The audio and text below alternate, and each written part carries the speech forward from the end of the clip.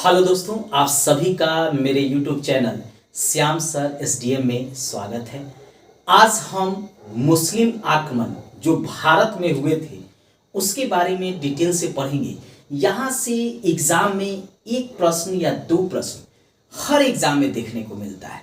पहले हम मैप से जानेंगे कि किस तरह भारत में मुस्लिमों का आक्रमण हुआ, किस तरह भारत में वह आए और किस तरह उन्होंने पहले यहाँ से धन प्राप्त किया और बाद में जो है यहाँ के क्षेत्र पर अधिकार किया। डिटेल में जानेंगे। आपको वीडियो लास्ट तक देखना है, मेरे साथ बने रहना है ताकि आपको इसका लाभ मिले। चलिए पहले एक छोटा सा मैप बना लेते हैं ताकि हम आपको सही ढंग से जानकारी दे सकें। एक भारत का हम मैप बना लिए। अब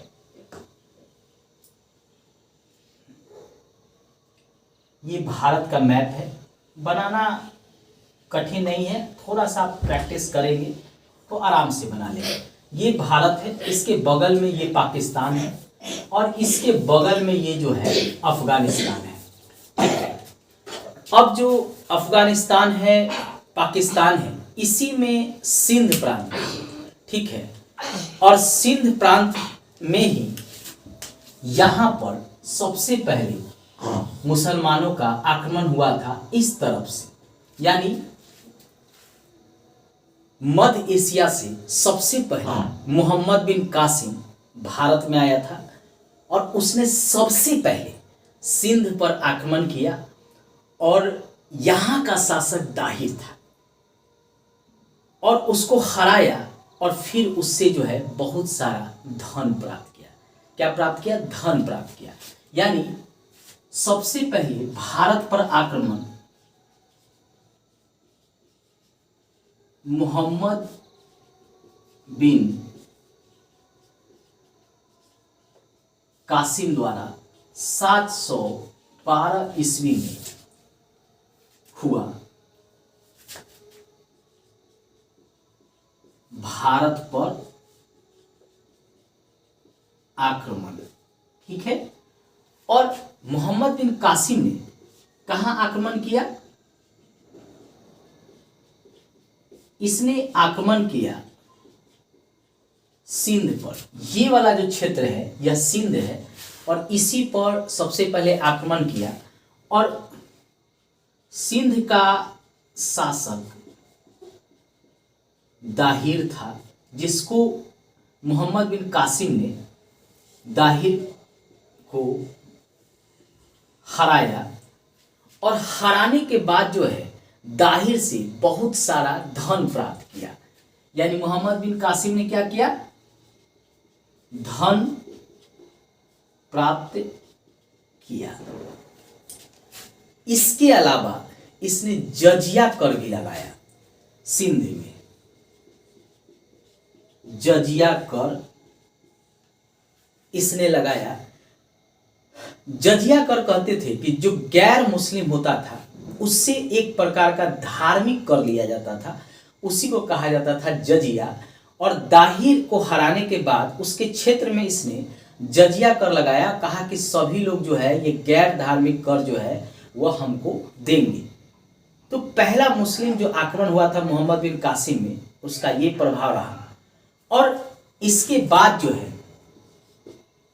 इस आक्रमण में इसको बौद्ध भिक्षुओं ने सहयोग किया था। बौद्ध भिक्षु ने सहयोग किया।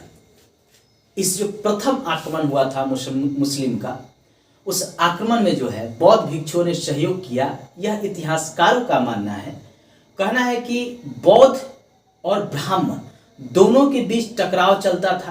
क्योंकि ब्राह्मण धर्म में भी कुछ सुधार हुआ, जिसको हिंदू धर्म कहते हैं, और तेजी से ब्राह्मण धर्म जो है भारत में फैलने लगा और बौद्ध धर्म में कुछ कुरीतियां आ गया, जिसके कारण बौद्ध धर्म और जैन धर्म का तेजी से ह्रास होने लगा। तो वैसे स्थिति में बौद्ध धर्म के जो बौद्धिस्ट वो चाहते थे कि यहाँ पे दूसरे धर्म वाले आए और फिर जो है ब्राह्मण धर्म का जो प्रगति है वह रुक जाए। तो इस कारण जो है बौद्ध भिक्षुओं ने उनका सहयोग दिया, यानी मोहम्मद बिन कासिम का सहयोग दिया, यह इतिहासकारों का मानना है। लेकिन सभी इतिहासकार इस पर सहमत नहीं है। लेकिन ये कहा जाता है कि बौद्ध भिक्षुओं का सहयोग मोहम्मद बिन कासिम का रहा, जिसके कारण दाहिर हार गया, क्योंकि दाहिर को माना जाता है कि यह एक हिंदू था। और फिर उससे जो है जजिया कर लिया गया, उससे बहुत सारे धन लिए गए और फिर मोहम्मद बिन कासिम लौट गया। दूसरा जो है भारत पर आक्रमण जो है, दूसरा आक्रमण मोहम्मद गजनवी का हुआ है। महमूद गजनवी का भारत पर दूसरा आक्रमण। अब मोहम्मद गजनवी जो है यह भी भारत में धन लूटने के इरादे से आया था और इसने सबसे पहले हिंदू वंश के शासक जयपाल थे, जिनका पंजाब का क्षेत्र था, उसको हराया और फिर उससे धन प्राप्त किया। यानी अब जो है यह जो क्षेत्र है बढ़ते बढ़ते ये वाला क्षेत्र हो गया पूरा। यानी इसने हिंदू शाही वंश जयपाल को हराया और उससे बहुत सारा धन प्राप्त किया, ठीक है। अगला जो आक्रमण इसका हुआ भारत में काफी विनाशक कहा जा सकता है। उसके बाद इसने बार बार भारत पे आक्रमण करता रहा। लगभग 17 बार भारत पर इसने आक्रमण किया है और भारत को लूटा है महमूद गजनवी। और कहा जाता है कि हर बार यह आक्रमण में कुछ क्षेत्र का विस्तार करता था और कुछ धन लेता था। सोमनाथ मंदिर पर इसने 1025 में आक्रमण किया और बहुत सारा धन प्राप्त किया। 1025 में सोमनाथ मंदिर को लूटा। ये सोमनाथ मंदिर ये गुजरात में पड़ता था और कहा जाता है कि यहां तक आकर इसमें आक्रमण किया महमूद गजनवी ने और सोमनाथ मंदिर से बहुत सारा इसने धन प्राप्त किया। इसमें बहुत सारे ब्राह्मण मारे गए, बहुत सारे ऐसे लोग मारे गए जिनकी कोई गलती नहीं था। निर्मम इसने हत्याएं किया, घर बार से धन दौलत लूटा और इसे रोकने वाला कोई नहीं था। मतलब जो उस समय हिंदू शाही थे, राजा राजवाड़े, वह देखते रह गए और यह लूट कर चला गया। इसी सोमनाथ मंदिर से लौटते समय जाटों ने इससे कुछ धन लूट लिया, जिसके कारण अगला आक्रमण इसने जाटों के विरुद्ध किया 1027 ईस्वी में और हर आक्रमण में यह जीतता रहा। ऐसा कोई भी आक्रमण नहीं था जिसमें जो है इसको कुछ लाभ नहीं हुआ। अंतिम आक्रमण जो किया था यह वह 1027 ईस्वी में जाटों के विरुद्ध किया था। 1030 ईस्वी में इसकी हो गई मृत्यु। यानी भारत पर यह दूसरा आक्रमण माना जाएगा जो यहाँ तक जाकर सोमनाथ मंदिर को यहाँ से लूटा और ये सब क्षेत्र पर जो है धीरे धीरे जो है अधिकार कर लिया। लेकिन अभी भी जो है भारत के अंदर जो है उस समय राजपूतों का ही शासन था या किसी अन्य का हिंदू ही शासन था। फिर भी इसने धीरे धीरे क्षेत्र का विस्तार किया और कहा जाता है कि इसने इस क्षेत्र में जीतने के बाद एक तिलक नामक हिंदू को यहाँ नियुक्त किया था।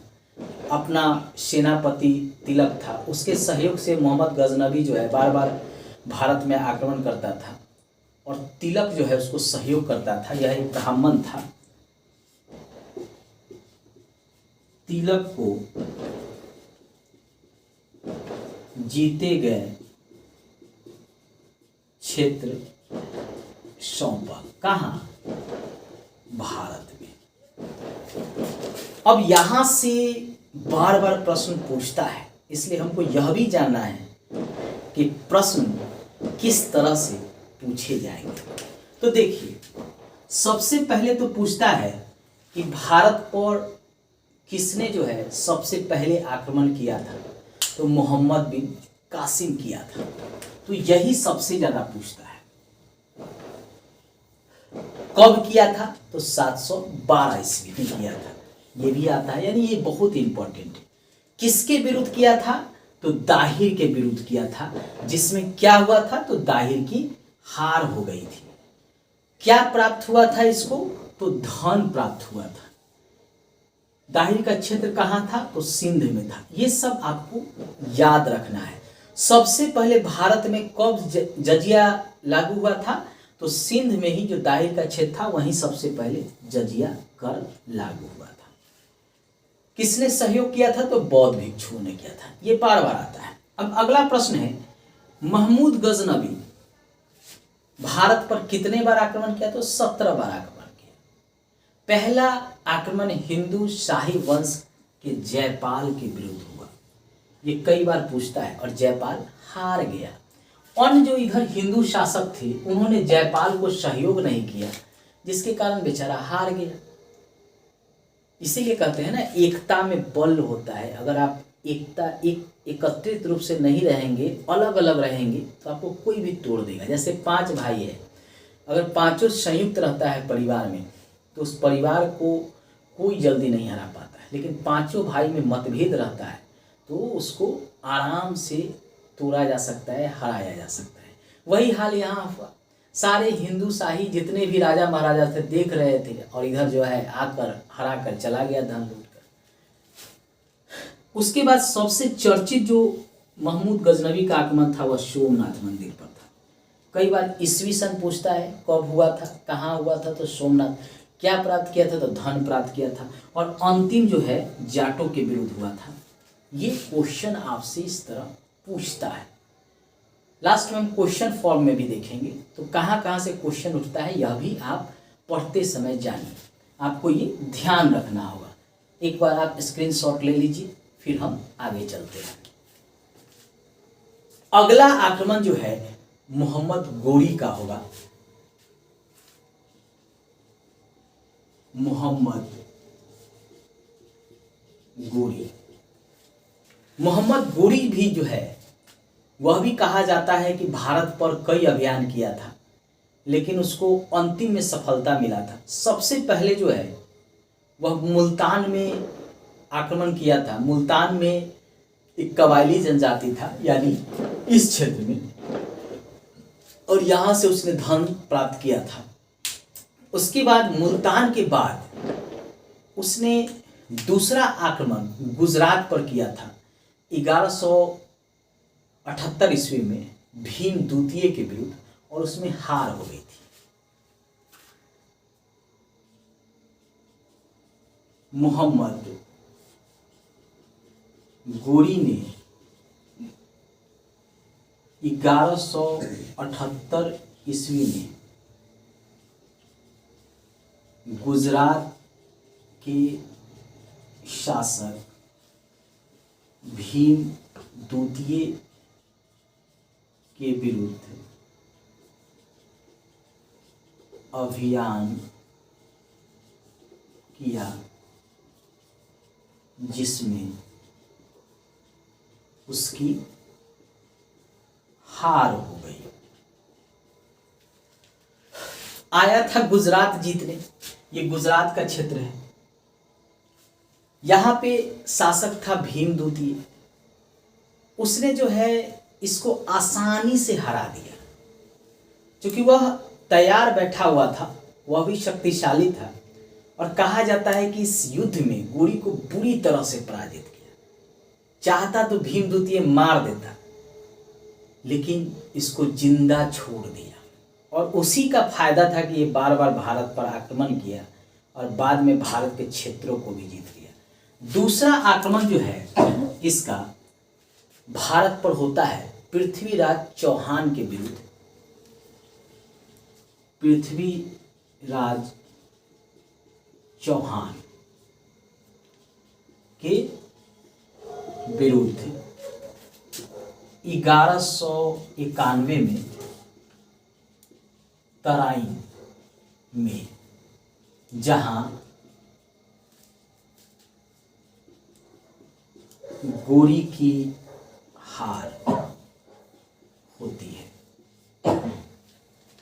प्रथम जो 1191 में तराइन का युद्ध हुआ था, उसमें पृथ्वीराज चौहान जो है गोरी को बुरी तरह हराता है। लेकिन वही राजपूतों में होता है कि हम भागते हुए को मार नहीं सकते हैं। गोरी भाग रहा था, पृथ्वीराज चौहान जो है कहा नहीं अभी तो भाग रहा है, इसको नहीं मारेंगे, हमसे लड़ेगा तभी ना मारेंगे, और यही उससे भूल हो गई। और जिसके कारण जो है फिर वह गोरी आया और उसके बाद पृथ्वीराज चौहान को हराया भी और उसकी हत्या भी कर दिया। यानी तराइन का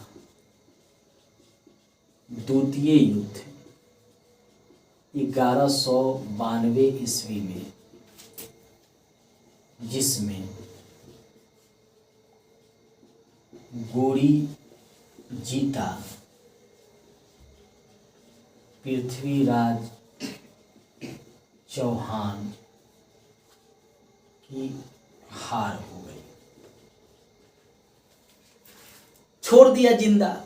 अब सीधी सी बात है कि दोबारा वो पूरे शक्ति से आया और उसके बाद जो है पृथ्वीराज चौहान को हराया, और फिर उस युद्ध के बाद तराइन के द्वितीय युद्ध के बाद उसकी हत्या कर दिया पृथ्वीराज चौहान ने। कहा जाता है कि मौका मिला था पृथ्वीराज चौहान को कि तुम मेरी अधीनता स्वीकार करो, लेकिन राजपूतों में एक गुण होता है कि अधीनता नहीं स्वीकार करेंगे, भले ही वो मरना पसंद करेंगे। तो पृथ्वीराज मरना पसंद किया, लेकिन गोरी की अधीनता स्वीकार नहीं किया। अगला युद्ध जो है वह गढ़वाल शासक जो है जयचंद्र के विरुद्ध होगा, चंदेरी का युद्ध। 1194 ईस्वी में चंदेरी का युद्ध, जिसमें गोरी जीता, जयचंद हारा। कहा जाता है कि पृथ्वीराज चौहान का ये क्षेत्र था राजस्थान में, और ये था गढ़वाल शासक जयचंद्र का, और ये था पृथ्वीराज चौहान का। और जयचंद की पुत्री का विवाह से उठा लिया था, यानी हरण कर लिया था पृथ्वीराज चौहान। उसका नाम था संयोगिता, और उसे विवाह कर लिया, जिसके कारण जयचंद और पृथ्वीराज चौहान के बीच टकराव चलता था। और इसी का फायदा गोरी उठाया। गोरी जब पृथ्वीराज चौहान से लड़ रहा था तो जयचंद उसका ससुर होते हुए भी उसकी मदद नहीं किया और उसकी हत्या कर दिया। जयचंद भी चाहता था कि हमारी बेटी को यह उठाया है, मतलब मेरा मान भंग किया है, इसको सजा मिले। और बाद में गोरी इसको भी समाप्त कर दिया और जयचंद मतलब उसके ससुर को भी समाप्त कर दिया। मतलब ये राजपूत शासक जो है आपस में ही लड़ मर के जो है समाप्त हो गए, और उसी का फायदा मुस्लिम शासक उठाते रहे। गोरी ने कई काम भी किया है। इसके सिक्के पर गोरी के सिक्के पर देवी देवता के चित्र बने थे।